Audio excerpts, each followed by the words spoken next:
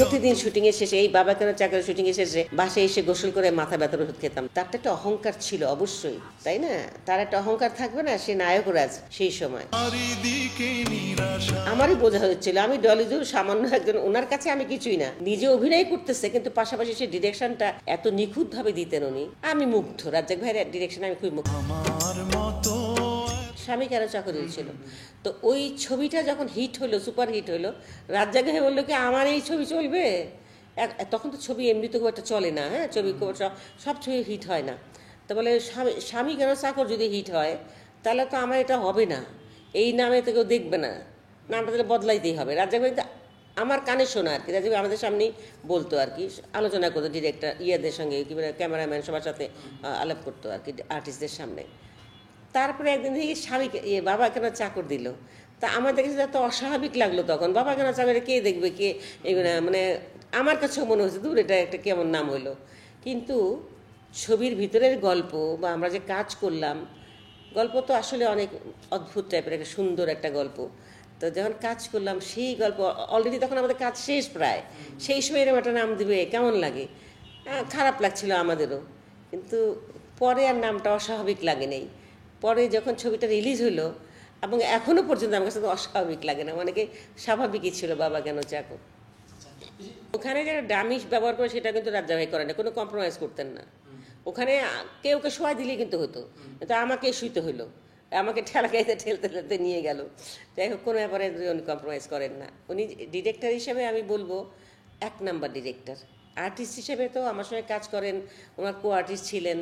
আমি ধন্য যে এত বড় একজন স্টার, তখনকার সুপার স্টার মানে গেলে নায়ক রাজ্জাক, তার সাথে আমি অভিনয় করি।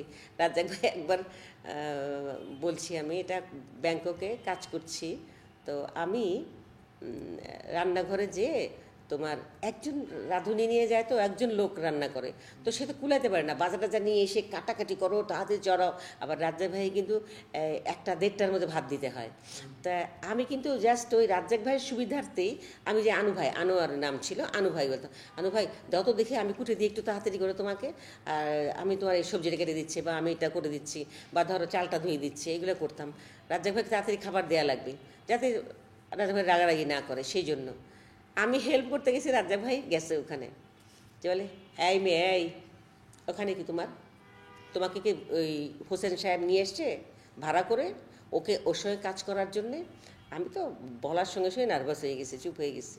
আচ্ছা জি, ও তো একলা পারে না, তাই আমি নিজে থেকেই করতে গেছি, ওকে তো আমাকে তো বলে নাই। কেন? তুমি তুমি কার পেয়ার, তুমি কার সাথে কাজ করছো? আমি যে জি রাজ্জাক ভাই সরি, অবশ্যই আপনার হাতে কাজ করছি। তুমি নায়ক রাজের সাথে কাজ করছো, নায়ক রাজের পেয়ার তুমি। তুমি এখানে আসছো রান্নাঘরে তুমি বুয়াগিরি করতে?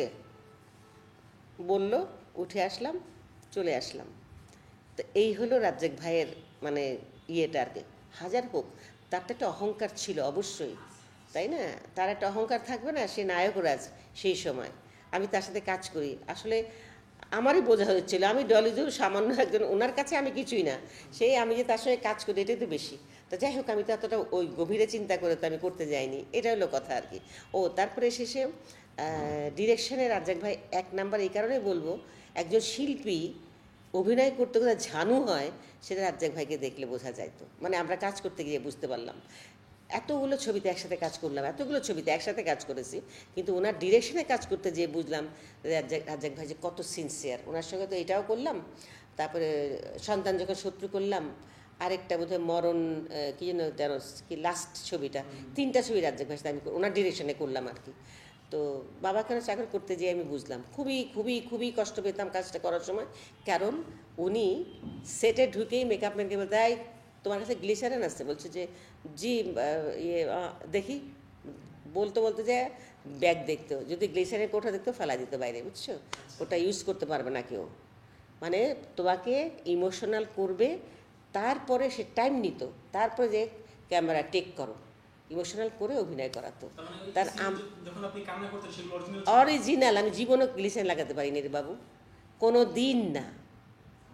এবং আমি প্রতিদিন শুটিংয়ের শেষে, এই বাবা কেন চাকরি শুটিংয়ের শেষে বাসায় এসে গোসল করে মাথা ব্যথার ওষুধ খেতাম, জানো? প্রতিদিন মাথা ব্যথা করতো, কারণ একটা শট আমার ইমোশনটা উঠলো মাত্র, কানলাম, কাট শেষ। পরে আবার আমাকে ইমোশন আনার জন্য আবার তো কাঁদতে হতো, আবার আমাকে সেটা উঠাইতে হতো, আবার অ্যাক্টিং করতে হতো। তো এটাতে হতো কি মাথা ধরে থাকতো, বুঝছো এই জিনিস। তো একদিকে ভালো, একদিকে চরম ভালো, কারণ আমি আমি যে একেবারে ক্যারেক্টার হয়ে অ্যাক্টিং করতে পারতাম, মানে আমি যে কাজটা করতাম, আমি যে ক্যারেক্টার হয়ে যেতাম, সেটা অনেক উপকার করে, অনেক হেল্প করে। আর আরেকটা হলো এই যে একটু অসুস্থ হয়ে যাওয়া লাগে আর কি, এই যা তানার রাজ্জাক ভাই তো অনেক ডিটেলসে কাজ করেন। উনি এত ডিটেলসে খুঁতা লোক, নিজে অভিনয় করতেছে কিন্তু পাশাপাশি সেই ডিরেকশনটা এত নিখুঁতভাবে দিতেন উনি। আমি মুগ্ধ, রাজ্জাক ভাইয়ের ডিরেকশন আমি খুবই নাটকে যেমন হায়াত ভাইয়ের সঙ্গে কাজ করে আমি মুগ্ধ।